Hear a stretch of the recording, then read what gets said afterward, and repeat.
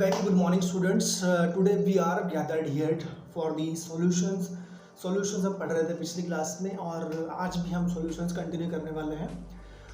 The topic which we have done in the last class is the effect of pressure on solubility, in which we have studied the concept like Henry's law देखा था हमने. Henry's law के कुछ application देखे थे. Then as we have seen the formula, Henry law क्या बोलता है कि सॉल्युबिलिटी जो है वो प्रोपोर्शनल रहेगी to the pressure applied on the gases. And we have also done some questions on Henry's law.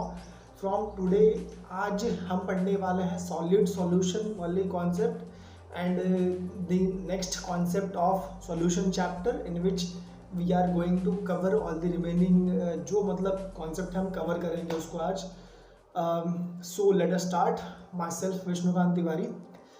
आप लोग आज काफ़ी मेरा एक आप लोगों से अपील करने का आज एक मन कर रहा है कि यार नागपुर के कंडीशंस देखते हुए I want you guys to be very very careful, because as we have seen the news currently, जैसे कुछ एरियाज़ में 1200 लोग को क्वारंटाइन कर दिया गया है. And it is very very very like you can say disheartening news, very tragic news that people are getting quarantined home. तो आप सब लोग प्लीज़ घर पे रहिए and stay healthy, stay home. और let start the lecture of today. Okay so as the start of this lecture I want to first define कि what is the definition of proper solid solution. Solid solution का मतलब क्या होता है बच्चों, पहले जान लेते हैं. So the definition of solid solution is, अगर आपके पास एक मिक्सचर प्रेजेंट है जिसमें आपने दो डिफरेंट मेटल्स को मिक्स कर रखा है, या फिर आपने वहाँ पे एक मेटल और कुछ मेटल को मिक्स कर रखा है, so that mixture is called as solid solution और ऑल्सो कॉल्ड एज एलॉय. ठीक है, एलॉय बोलते हैं इसको. लेकिन उसमें सिर्फ एक एक्सेप्शन होता है, दैट इज मर्क्यूरी. अगर आप मर्क्यूरी के बारे में बात करोगे तो मर्क्यूरी का सॉलिड सॉल्यूशन जो है, जो माइट भी इन लिक्विड स्टेट में हो सकता है, because mercury even though a metal it exists in a liquid state, so that's why we cannot make solid solutions with mercury. Okay, so you have seen the alloy की बात कर लिया आपने, and this way it can be defined. ठीक है, इस तरीके से हम लोग डिफाइन कर सकते हैं सॉलिड सॉल्यूशंस को. Okay, let's go for the next. In solid solution we also have to know सबसे बड़ा फ़ायदा जो होता है सॉलिड सॉल्यूशंस का वो ये होता है कि एक बार एलॉय बनने के बाद में उस मेटल्स की प्रॉपर्टीज़ काफ़ी इम्प्रूव हो जाती है. There is lot of improvement in the properties of metal. Okay, solid solutions जो होते हैं दे आर कंपल्सरीली एलॉयज. उन्हें एलॉयज ही कहा जाता है, उन्हें कोई और नाम नहीं दे सकते हम लोग. So therefore they are called as alloy. जैसे मान लो बच्चों, फॉर एग्जांपल ड्यूरेलुमिन जो होता है वो एक एलॉय है, और उस एलॉय की उस प्रॉपर्टी इतनी इम्प्रूव हो जाती है कि उसको हम एज अ मटेरियल यूज़ करते हैं फॉर दी फ्लाइट. एयरक्राफ्ट के इंस्ट्रूमेंट और इक्विपमेंट्स तैयार करने के लिए हम उसको यूज़ कर सकते हैं. So in that way from aluminium you can convert to a very useful alloy that is called as duralumin, and it has very nice properties. It is very lightweight, क्योंकि फ्लाइट एयरक्राफ्ट के लिए आपको एक light weight element alloy चाहिए. That can be made after mixing two different metals. दो metals को mix करने के बाद आप एक एलॉय तैयार कर सकते हो, and in that way it is a very useful process. So that's why the solid solutions are very useful, because of which we can improve the properties of a metal, and in that sense it's very important also. Okay, got it? Dear friends, so the next topic is amalgam. Amalgam क्या होता है इस बारे में जानते हैं हम लोग. तो guys, जैसे कि हमने अभी देखा था कि exception of mercury is there. mercury जो है वो solid solutions नहीं form कर सकता, क्योंकि mercury itself present in the liquid state, so how it can form solid solutions. But there are some compounds जब mercury किसी metals या किसी metals के mixture में जब combine होता है, या तो किसी एक मेटल से या फिर कुछ मेटल्स से, कुछ मतलब एक से ज़्यादा मेटल्स अगर आपने लिए रखे हैं, उनसे अगर आपने कंबाइन कर दिया मर्क्यूरी को, so the mixture that is form is called as amalgam. तो मर्क्यूरी का बाकी मेटल्स के साथ मिक्सचर जो होता है दैट इज अमालगम। कुछ प्रॉपर्टीज होती है अमालगम की, देख लेते हैं। बच्चों, अमालगम जो होता है वो लिक्विड स्टेट और सॉलिड स्टेट दोनों में से किसी एक स्टेट में प्रेजेंट हो सकता है, डिपेंडिंग ऑन दी कॉन्सेंट्रेशन और we can say the content of mercury present in that alloy. तो कितना उसके अंदर में मर्क्यूरी प्रेजेंट है, अगर ज़्यादा होगा तो ऑब्वियसली शायद लिक्विड हो जाएगा दैट अलॉय, बट अगर मर्क्यूरी कम होगा तो it might stay in the solid state itself. एक बहुत इंपॉर्टेंट यूज़ जो अमालगम का है वो ये होता है कि it is used for the extraction of some very important element metals, जैसे कि गोल्ड और सिल्वर होते हैं, उनके लिए उसके एक्सट्रैक्शन के लिए हम लोग अमालगम को यूज़ कर सकते हैं। प्रिंसिपल जो फॉलो होता है इन मेटल्स के एक्सट्रैक्शन के लिए बाय द अमालगम, वो ये होता है कि आपको डिस्टिलेशन करना पड़ता है अमालगम का। So we can extract gold और silver by using distillation of their amalgam.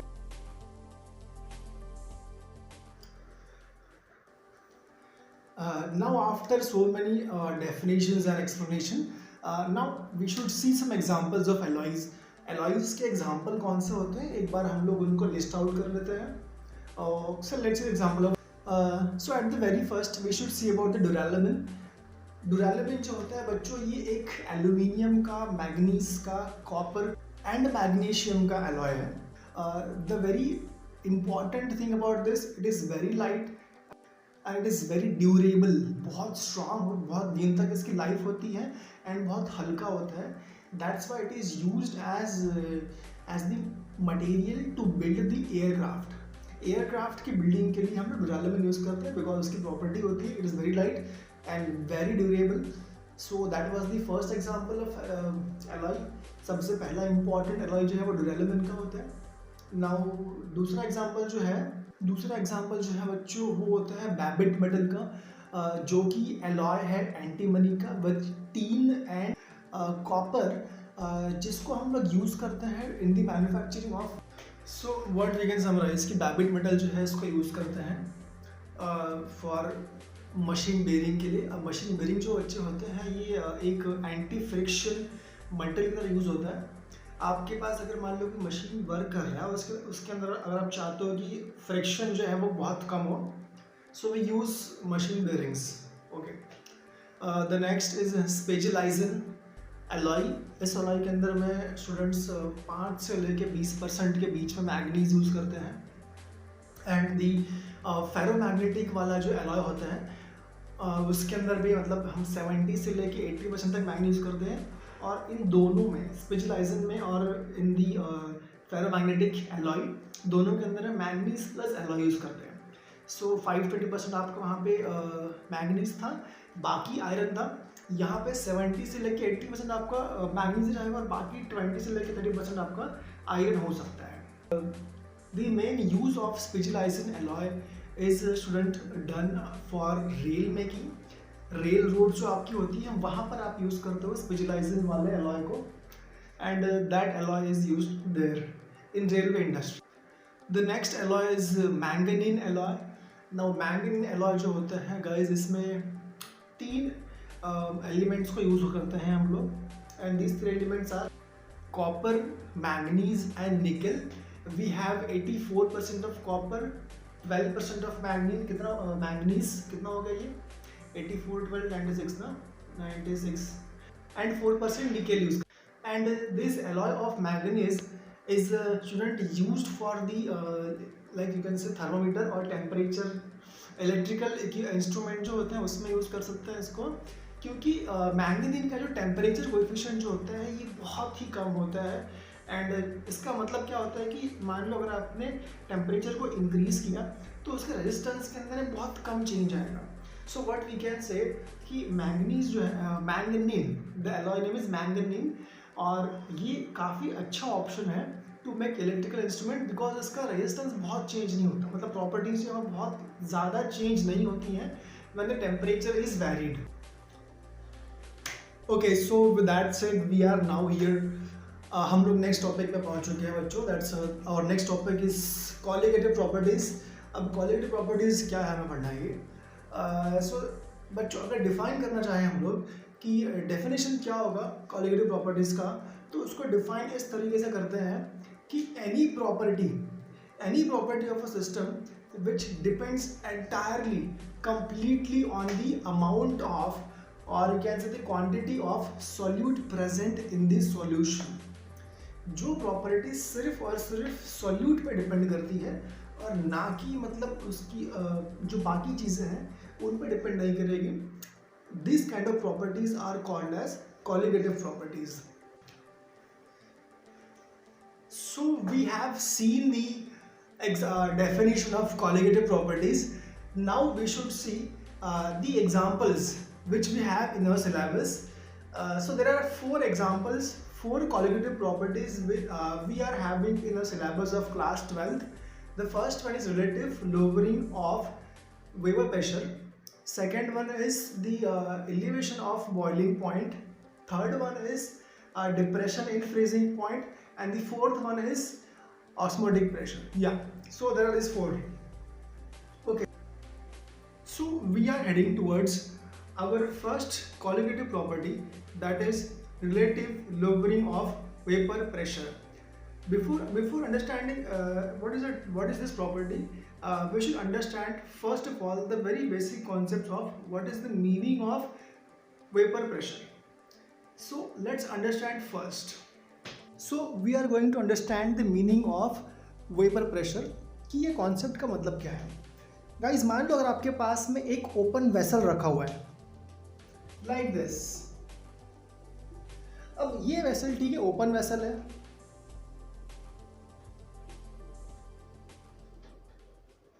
Now there is a property of open vessel. अब यहाँ पर जो वेपर्स होंगे इस लिक्विड के, they will try to get escape. वो हवा में एटमॉस्फेयर में इसके जो वेपर्स होंगे वो एस्केप हो जाएंगे, मतलब छूट जाएंगे, निकल जाएंगे। But in the case of close vessel, अगर आपके पास मान लो क्लोज वेसल है, फॉर एग्जाम्पल लाइक दिस, यहाँ पर हमने इसको एक लीड से कवर कर रखा है। अब यहाँ के वेपर्स बाहर नहीं आ सकते, तो अब यहाँ पर जो वेपर्स हैं वो इसमें टकरा के वापस आएंगे। सो दिस कंडीशन, अब यहाँ पर क्या हो रहा है कि because of this there is some pressure exerted. But जो प्रेशर क्या होता है, pressure is the collision of molecules. Molecules जब टकराते हैं तब प्रेशर बनता है। अगर यहाँ कोई मॉलिक्यूल्स अगर ना टकराए, देयर इज नो प्रेशर, सब कुछ ओपन जा रहा है। बट क्योंकि यहाँ पर ने इसको ढक के रखा है, therefore there is some pressure and this pressure is called as vapour pressure.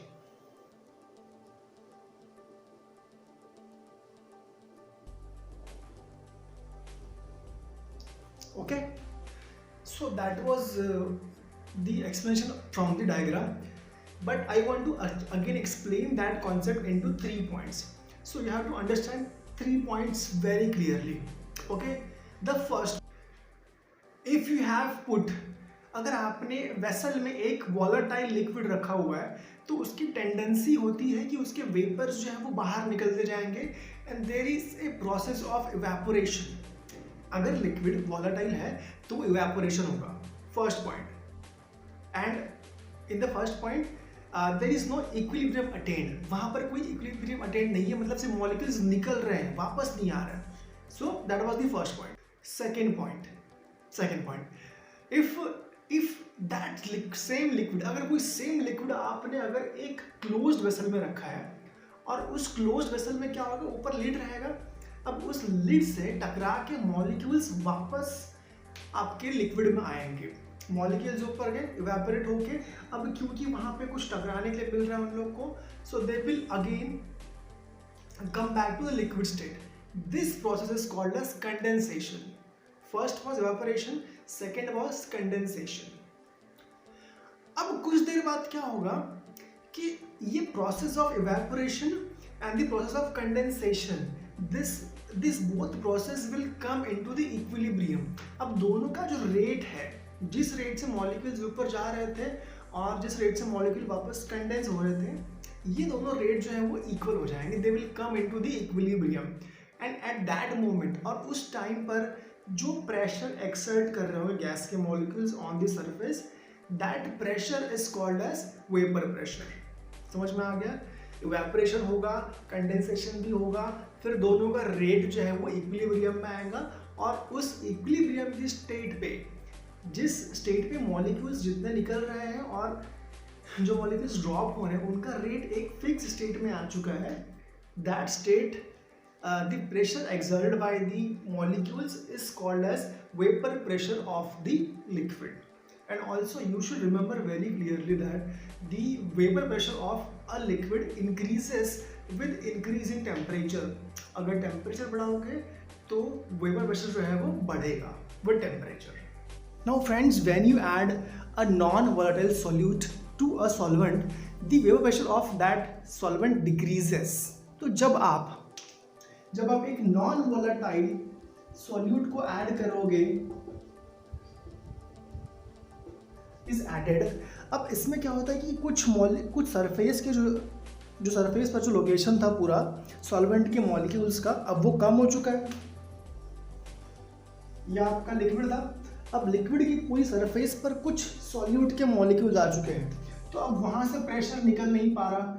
यहाँ सॉल्यूट आ चुका है तो यहाँ से प्रेशर निकल नहीं पा रहा है।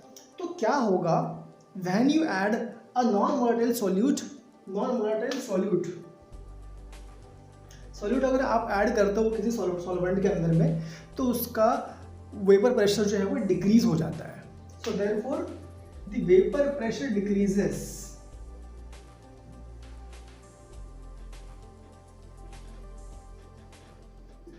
डिक्रीज हो जाएगा। Now the next concept we should understand is what is the meaning of relative vapor pressure of solution. मान लो आपके पास में प्योर सॉल्वेंट था, आपके पास एक प्योर लिक्विड था,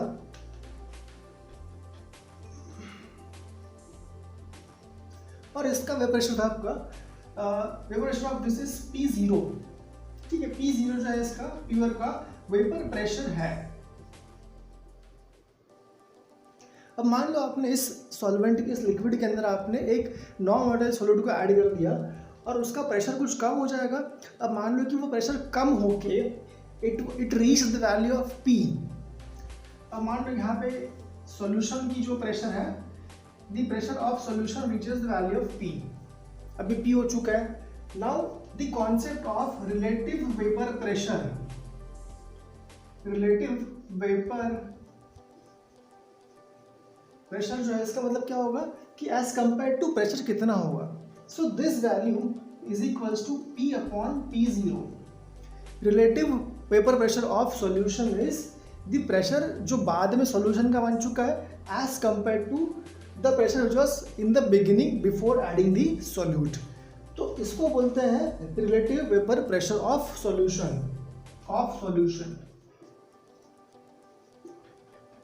ठीक है। Now we should understand what is the lowering of vapour pressure, कितना प्रेशर कम हो गया। तो पहले आपके पास जो प्योर लिक्विड था, अब उसका ठीक है प्रेशर था P0 था, इसका वेपर प्रेशर था P0। अब मान लो आपने सॉल्यूशन बनाया उसका और उसका प्रेशर हो गया P हो गया। तो पहले प्रेशर ज़्यादा था, अब यहाँ पे सॉल्यूट के ऐड करने के बाद कुछ प्रेशर कम हो चुका है, सो P हो चुका pressure. Now what is the decrease, what is the lowering of vapour pressure. So lowering of vapour pressure जो होगा, वेपर प्रेशर कितना प्रेशर कम हो गया, ये कैसे निकालोगे आप। तो इतना प्रेशर पहले था और जो बाद में इसकी डिक्रीज वैल्यू जो है उसको माइनस कर दोगे तो आपको मिल जाएगा lowering of vapour pressure. So this will be equals to P0 minus P। ये आपको देगा कितना लोअर हुआ है pressure. What is the lowering of vapour pressure is P0 minus P। No बच्चों, ये तो लोअरिंग की बात होगी। अब हमको पढ़ना है कि what is the relative lowering of vapour pressure. तो रिलेटिव लोअरिंग क्या होती है, जो प्रेशर कम हुआ है और जो शुरुआत में था उसके कंपैरिजन करना पड़ेगा। So relative lowering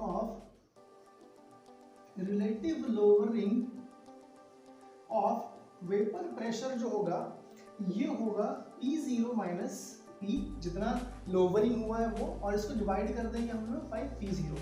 this is called as relative lowering of vapour pressure. इसको शॉर्ट में ऐसे भी लिखते हैं कि डेल्टा P, जितना प्रेशर में चेंज आए divide by the P0।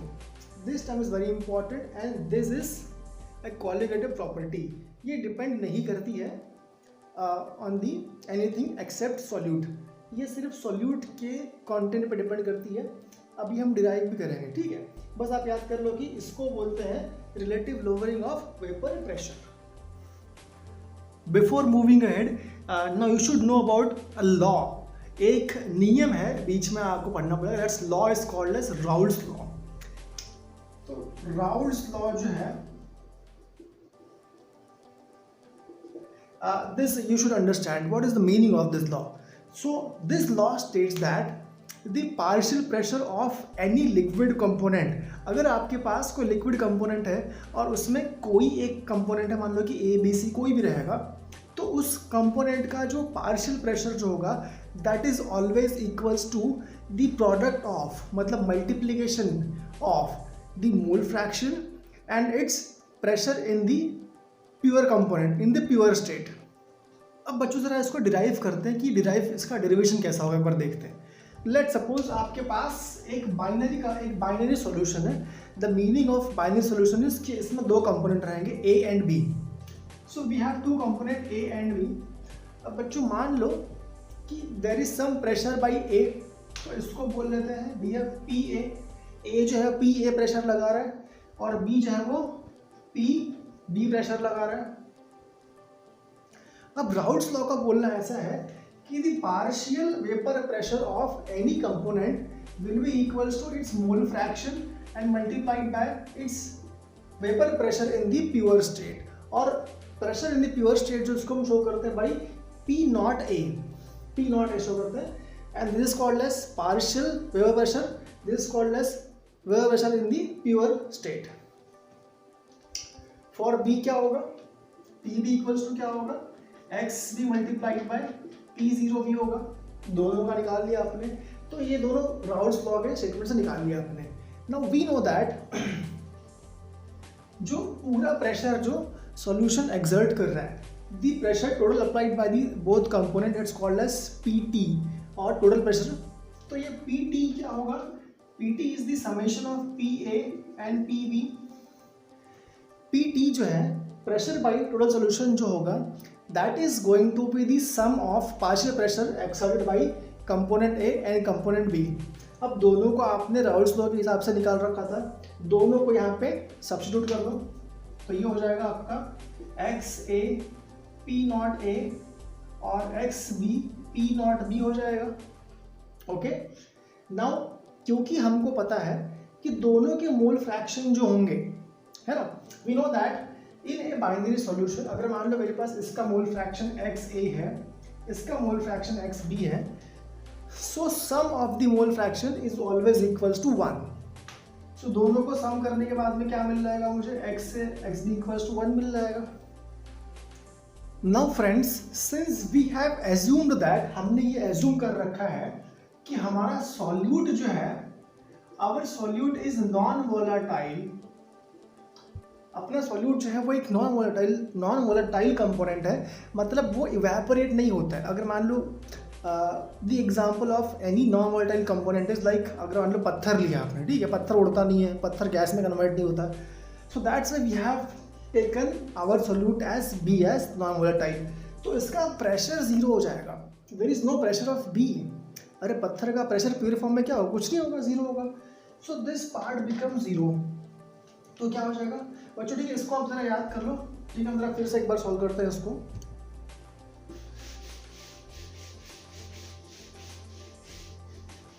Okay, so we have this PT is equals to X A P0n plus X B P0b। ये मिला आपको, राउल्स लॉ ऐसा मिल गया आपको। Now since P0 is zero, solute का प्रेशर नहीं है, बिकॉज सॉल्यूट हमारा जो है वो नॉन वोलेटाइल है, इसलिए तो ये पार्ट जीरो हो गया। देयरफॉर PT इक्वल्स टू क्या हो जाएगा आपका, एक्स ए इंटू P0a इंटू ए, मतलब P0a हो जाएगा। ये मिल गया आपको। अच्छा, ये जीरो, इसलिए जीरो से इसको इंटरवल, ये पार्ट ये पूरा जीरो हो गया, वो चला गया, ठीक है।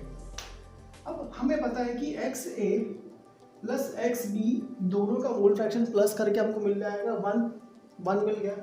नाउ यहाँ से एक्स बी क्या निकाल सकते हैं, और यू कैन से यहाँ से हमें एक्स ए को निकालना होगा, तो यहाँ से x है क्या होगा, एक्स ए इक्वल्स टू होगा 1 माइनस एक्स बी। अब इसको हमें यहाँ पुट करना है, ये हो जाएगा आपका P T is equals to 1 minus X B multiplied by P zero A. समझ लो, इसको अंदर भेज दो, क्या हो जाएगा P zero A minus X B P zero A. P zero A क्या होगा, the vapour pressure of solvent in the pure state. अब इसको यहीं पे रखो और ये पी टी को उस तरफ ले जाओ और इस पार्ट को इधर लेके आ जाओ, तो क्या हो जाएगा X B P zero A is equals to P zero A minus P T को हम उस तरफ ले चले गए, तो ये हमको मिल गया। अब बच्चों सिर्फ एक्स बी को इधर रखो, तो ये होगा आपका X B is equals to P zero A minus P T divide by P zero A. Now बच्चों, this is the most important formula of the chapter. ये चीज जो है, पहले प्रेशर था of the pure liquid is P zero A, ये था। बाद में सॉल्यूशन बनाया हमने उसमें बी को ऐड करके, तो अब उसका हो गया प्रेशर सॉल्यूशन का पी टी हो गया। तो ये डेल्टा पी हो गया, चेंज इन प्रेशर हो गया। जो प्रेशर पहले था और जो प्रेशर अब है, दोनों को माइनस कर रहे हो, तो ये आपका डेल्टा पी हो गया और पी जीरो ए से डिवाइड कर रखा है आपने। So this is your relative lowering of vapour pressure. और क्योंकि ये जो है ये इक्वल आ गया आपका एक्स बी से, X B is the mole fraction of solute. So this implies that कि relative lowering of vapour pressure जो है वो सिर्फ सॉल्यूट के कॉन्सेंट्रेशन पे डिपेंड करती है। Therefore relative lowering of vapour pressure is a colligative property. इस तरफ मोल फ्रैक्शन ऑफ सॉल्वेंट है,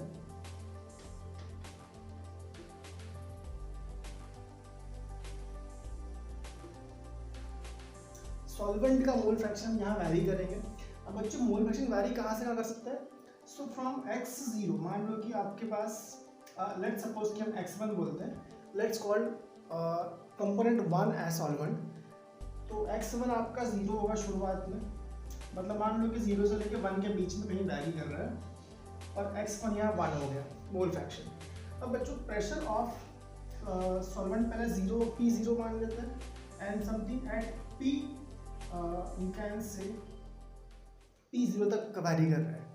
अब जब इसका मोल फ्रैक्शन जब 1 रहेगा, मतलब क्या है कि यहाँ पर कोई और कंपोनेंट नहीं है, इट्स कम्प्लीटली 100% सॉल्वेंट इटसेल्फ। तो यहाँ पर प्रेशर कितना होगा, P0 होगा। P0 is the pressure of the pure component और प्योर सॉल्वेंट। तो प्योर सॉल्वेंट का प्रेशर जो है वो P0 हो गया आपका।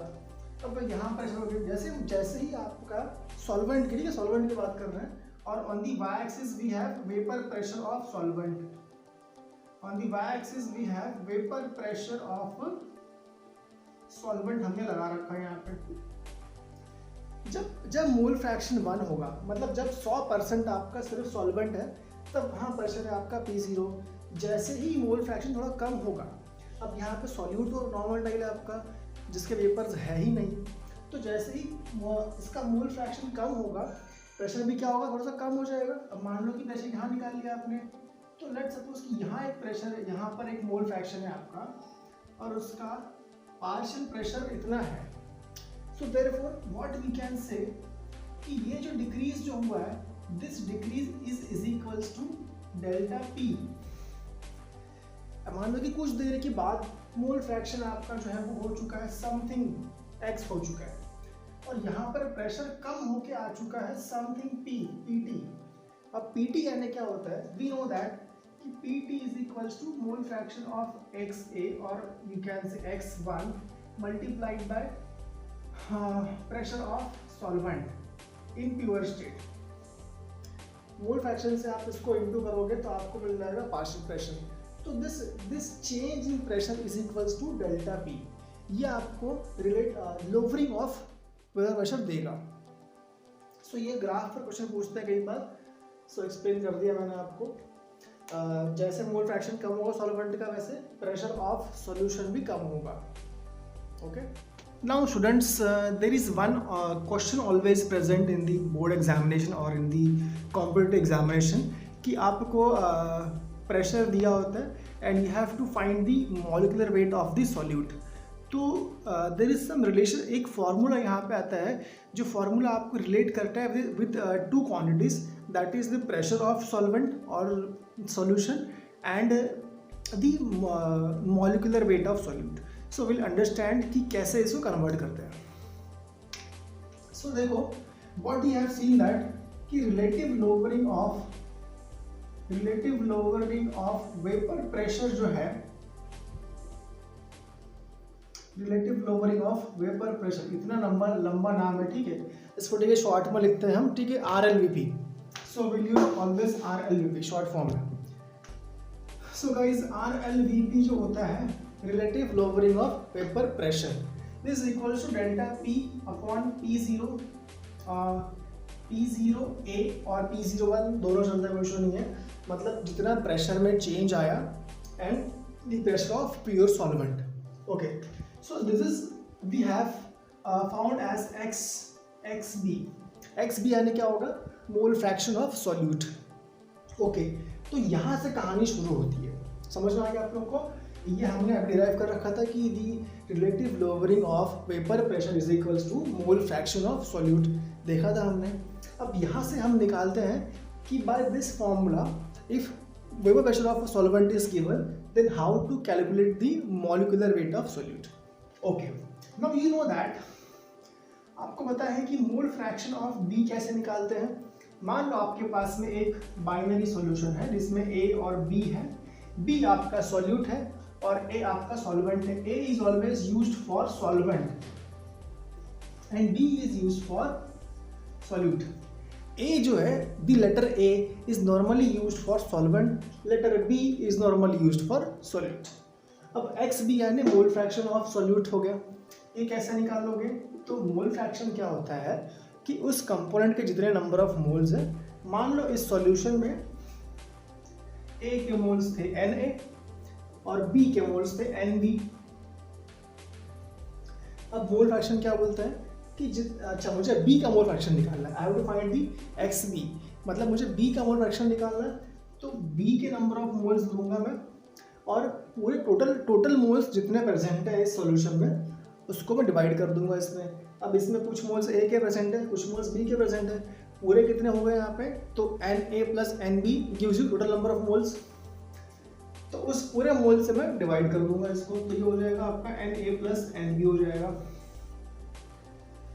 Now guys the very important thing for this, आगे जो आने वाला फॉर्मूला उसके लिए we have taken dilute solutions. These properties are studied majorly for dilute solutions. मतलब solutions जो है वो आपके dilute होंगे, बहुत ज़्यादा उसमें concentration of solute नहीं रहेगा. So therefore what we can say कि यार solvent की बहुत ज़्यादा moles है और solute के moles थोड़े कम है. मतलब मान लो 100 किलो का आपने solvent ले लिया और 1 किलो का उसमें solute है. So what we can say कि number of moles of solvent plus number of moles of solute जो होंगे, number of mole of solvent और सॉल्यूट के मोल्स जब ऐड करोगे तो ये अप्रोक्सीमेटली आपको इक्वल मिलेगा number of moles of solvent से.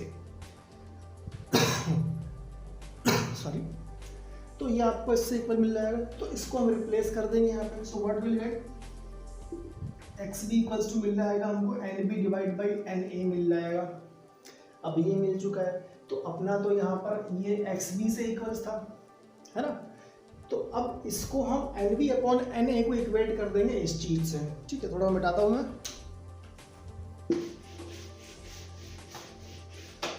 सो व्हाट वी कैन से कि डेल्टा P अपॉन P01 ये आपका हो गया number of moles of solute upon number of moles of A से इक्वल हो गया.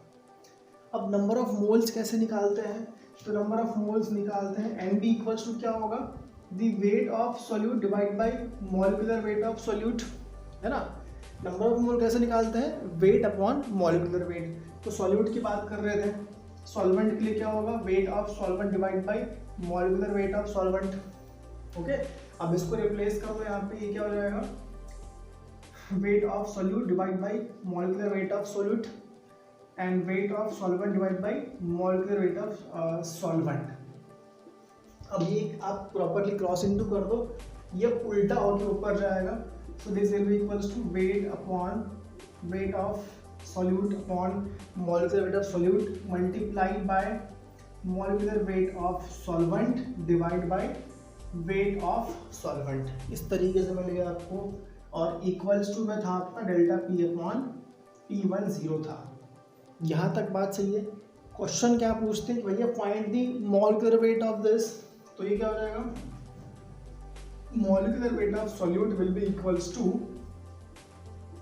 WB अपॉन WA इंटू हो जाएगा आपका P10 अपॉन डेल्टा P और साथ में मल्टीप्लाई कर दोगे यहाँ पे मॉलिक्यूलर वेट ऑफ सॉल्वेंट से. So by this formula you can find the molecular weight of solute. This is solute molecular weight. तो इस तरीके से आप लोग फाइंड कर सकते हो by the if there is vapor pressure of solvent is given, change of pressure is given and other things are given, then you can find the molecular weight of solute. निकाल सकते हो. This is, ये exam में पूछता है, बहुत पूछता है एग्जाम में. ठीक है, ध्यान से नोट कर लो इसको. हाँ तो बच्चों, ये था डेरिवेशन ऑफ राउल्ट्स लॉ. इस तरीके से आप लोग राउल्ट्स लॉ का डिराइव कर सकते हो. एग्जाम में बहुत बार पूछते हैं इसको. So very very important. कई बार लिख के देखो इसको और रिवाइज करो, याद हो जाएगा, कोई दिक्कत की बात नहीं इसमें. Now the next concept is कि यार राउल्ट्स लॉ के एडवांटेज क्या है और राउल्ट्स लॉ के लिमिटेशंस क्या है, ये पढ़ना है. So we will study step by step, एक के बाद एक देखते हैं हम लोग. So we will first study the advantages of Raoult's law. So Raoult's law is very advantage. बहुत सारे फायदे हैं इसके. मेजरली 4-5 हमारे कोर्स में भी हैं, वो देखते हैं. The very first advantage of Raoult's law is that it is applicable to volatile as well as non-volatile solvent. दोनों को ये एप्लीकेबल है. अगर आपका कंपोनेंट जो है वॉलेटाइल है तो भी आप ये लॉ लगा सकते हो. And if your component is non-volatile, then also you can apply this law. It means that this law can be applicable to electrolytes as well as to non-electrolytes. दोनों का एप्लीकेबल रहेगा. राउल्ट्स लॉ की help से हम एक बहुत बड़ा एक और प्रॉब्लम सॉल्व कर सकते हैं. With Raoult's law we can also calculate the degree of dissociation. Alpha निकाल सकते हैं हम लोग. जब आप पढ़ोगे इन दी केमिकल इक्विलिब्रियम तब आपको एक अल्फा टर्म आता है. That alpha is called as degree of dissociation and the dissociation constant Ka. So that value you can also calculate by using Raoult's law. And similarly, क्योंकि अब देखो क्या है ना कि अगर मॉलिक्यूल्स का टूटना पॉसिबल है, if dissociation is possible, therefore association can also be possible. मतलब मॉलिक्यूल्स अगर आपने 2-4 मॉलिक्यूल्स लिए तो आपस में कंबाइन करके एक बिगर मॉलिक्यूल फॉर्म कर सकते हैं. So we can also find the degree of association and also we can find the degree of polymerization. ठीक है, मॉलिक्यूल्स का, बहुत सारे मॉलिक्यूल्स का साथ में जुड़ना जो होता है उसको हम लोग डिफाइन करते हैं as a polymerization. So that can also be studied using Raoult's law. वहाँ पर भी काम में आ सकता है आपको राउल्ट्स लॉ. और in case of the complex chemistry, मतलब कॉम्प्लेक्स कंपाउंड जो होते हैं जिसको हम लोग कोऑर्डिनेशन कंपाउंड्स भी बोलते हैं, तो कोऑर्डिनेशन कंपाउंड्स में stability of compound can also be found. और from stability we normally calculate the stability constant. तो स्टेबिलिटी कांस्टेंट्स एंड जो फार्मूला होता है एक कोऑर्डिनेशन कंपाउंड का, जो फार्मूला होता है that can also be found, that can also be determined by using this Raoult's law. और ये हम कैसे फाइंड कर सकते हैं? By finding the concentration of ions and concentration of ligands bye using Raoult's law. And the last application of Raoult's law is कि distillation जो होता है बच्चों, मान लो आपके पास अगर दोनों लिक्विड अगर वॉलेटाइल हैं तो उन दोनों लिक्विड्स का हम डिस्टिलेशन जो है स्टडी कर सकते हैं कि how the pressure of solution changes as per as the compound is getting evaporated. So that's also can be studied using Raoult's law. तो 5 एप्लीकेशन हो गए. Now let's see the limitations of Raoult's law. Raoult's law के limitations क्या होते हैं एक बार देख लेते हैं. राउल्ट्स लॉ का सबसे बड़ा लिमिटेशन जो है वो ये है कि राउल्ट्स लॉ सिर्फ और सिर्फ डाइल्यूट सॉल्यूशंस के लिए अप्लाई होता है. जहाँ पर सॉल्यूट का बहुत ज़्यादा कॉन्सेंट्रेशन होगा वहाँ पे आप राउल्ट्स लॉ नहीं लगा सकते. Raoult's law is only useful for dilute solutions in which the less amount of solute is present. Raoult's law cannot be used in the cases where intermolecular forces are present. जब दो molecules के बीच जब force होता है तो वो वाली chemistry काफ़ी डिफरेंट रहती है. सो राउल्ट्स लॉ उन केसेस उन वाले कंपाउंड्स के बीच में अप्लीकेबल नहीं रहेगा जहाँ पे there is some intermolecular force of attraction, because Raoult's law उसको अकाउंट नहीं करता. राउल्ट्स ने मतलब वो सोच के अपना लॉ नहीं दिया था. Therefore we cannot use Raoult's law wherever there is intermolecular forces of attraction are in their picture. जो बहुत ही हाईली वॉलेटाइल लिक्विड्स हैं उनके लिए भी राउल्ट्स लॉ नहीं है, बिकॉज बहुत ज़्यादा हाईली वॉलेटाइल लिक्विड्स की प्रॉपर्टीज़ भी इसमें इंक्लूड नहीं है. And one more problem is there, Raoult's law हम वहाँ पर भी अप्लाई नहीं कर सकते जहाँ पर बहुत हाई टेम्परेचर की बात हो रही है. So in this 4 places we cannot apply Raoult's law. एक तो पहली बात ये है कि we can only be use it for dilute solutions, सिर्फ डाइल्यूट में यूज़ कर सकते हैं इसको. Then it can not be applied for the जहाँ पर इंटरमोलिकुलर फोर्स होंगे वहाँ पर अप्लाई नहीं कर सकते, और बहुत ही हाईली वॉलेटाइल लिक्विड जो होंगे वहाँ अप्लाई नहीं कर सकते, और हाई टेम्परेचर जहाँ भी होगा वहाँ भी अप्लाई नहीं कर सकते. So these are some advantages and limitations of Raoult's law. So with that said today's class is over guys. ठीक है, ध्यान से पढ़ाई करो. Best of luck, have a nice day, bye. If you have watched till now, then I please request you, please like the video. And guys, I have seen that you guys are not subscribing the channel. बहुत लोग जो हैं उसे video देख के निकल जाते हैं, सब्सक्राइब नहीं कर रहे हैं. ऐसा यूट्यूब खुद मुझे बता रहा है कि I have some 20% guys are not subscribing. So please subscribe, yeah. Please give me some motivation so that I can also have some energy to work hard. Okay, so with that said, stay home, stay healthy, have a nice day, bye.